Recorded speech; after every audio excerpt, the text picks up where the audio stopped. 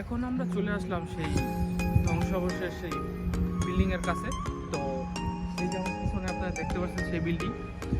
তো এই বিল্ডিংটা দেখলে আপনারা দেখতে পারবেন যে হিরোশিমা কত বড় একটা বাস্তবতার শিকার হয়েছিল ওই সময় আমেরিকার কাছে।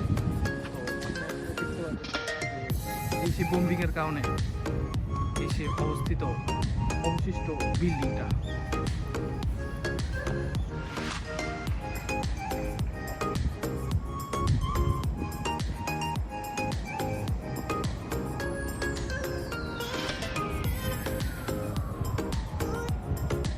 আজকে আমি এই হিরোশিমাতে আসছি আমার একটা জাপানিজ ফ্রেন্ডের সাথে।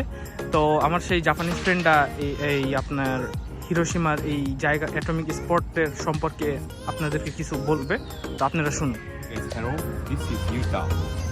I introduce about this atomic bomb dome at Hiroshima. The USA dropped atomic bomb at 1945. And this atomic bomb dome is very big negative history in Japan. So we have to think about peaceful world. Right, guys?